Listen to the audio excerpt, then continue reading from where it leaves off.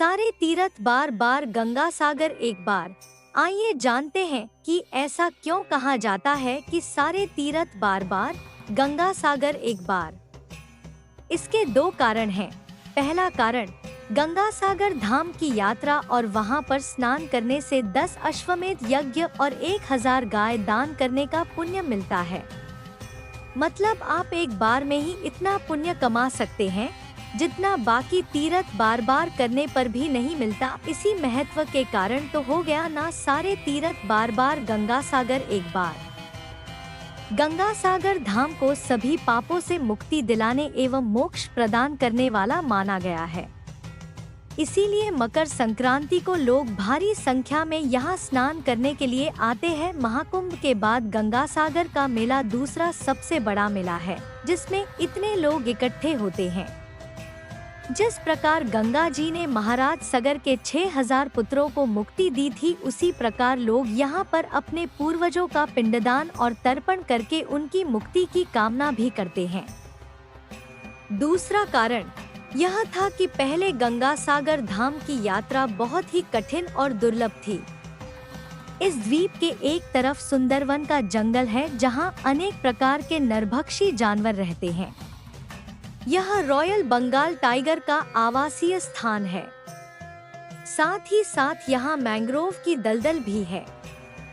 पहले गंगा सागर के धार्मिक स्थान तक पहुँचने का एकमात्र साधन फेरी वाले थे जो अपनी नाव से लोगों को समुद्र में सागर द्वीप तक ले जाते थे। पहले श्री गंगा सागर धाम की यात्रा इतना कठिन थी कि फेरी वाले भी मना कर देते थे यहाँ जाने के लिए। लेकिन आज के समय में ऐसा नहीं है। अब सरकारी जलयान के द्वारा यहाँ आसानी से पहुँचा जा सकता है। एक जलयान में 1500 यात्री तक बैठ सकते हैं। बस इन्हीं कारणों से गंगा सागर धाम की यात्रा के लिए यह कहावत प्रचलित है कि सारे तीर्थ बार बार और गंगा सागर एक बार। गंगा सागर की कहानी, महाराज सगर की 2 रानियां थी। एक रानी से एक पुत्र हुआ था और दूसरी रानी से 6000 पुत्र हुए थे। एक बार महाराज सगर ने अश्वमेध यज्ञ शुरू किया। यज्ञ के घोड़ों को छोड़ दिया गया। महाराज सगर के पुत्र घोड़ों के पीछे चलने लगे, लेकिन जैसा कि हर बार होता है, देवलोक के राजा इंद्र को अपना इंद्रलोक का सिंहासन जाने का डर सताने लगा। क्योंकि इंद्र या देवलोक का राजा उसे ही बनाया जाता है जो ज्यादा पुण्य कर्म करता है। देवराज इंद्र ने एक चाल चली।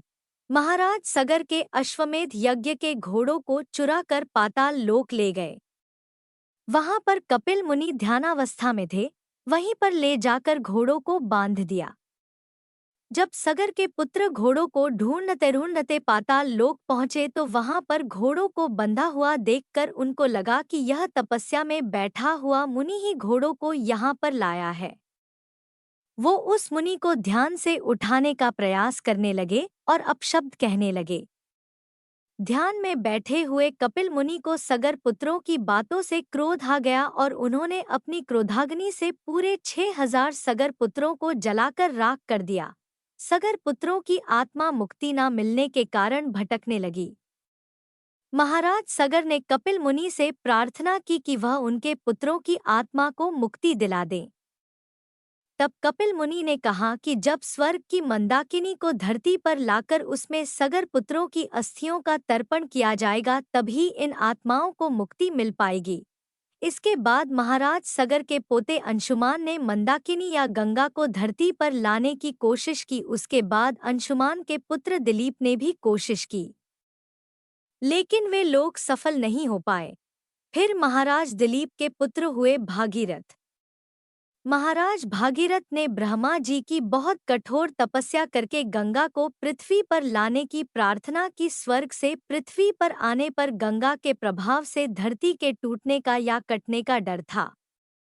अतः उसके वेग को रोकने के लिए भागीरथ ने फिर भगवान शिव की तपस्या की और उन्हें प्रसन्न किया। भगवान विष्णु के चरणों से निकली मां गंगा भगवान शिव की जटाओं में प्रवाहित होने लगी।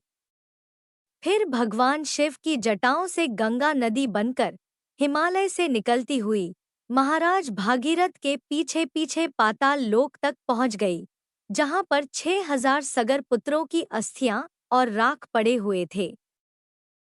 मां गंगा के जल से सगर पुत्रों की आत्माओं को मुक्ति मिल गई।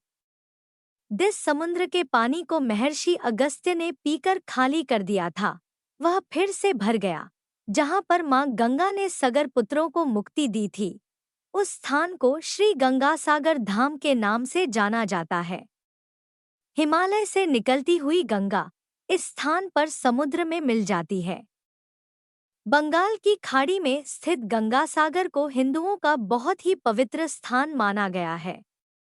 यहाँ पर मकर संक्रांति के दिन स्नान करने पर 10 अश्वमेध यज्ञ या 100 गायों के दान करने का पुण्य लाभ मिलता है।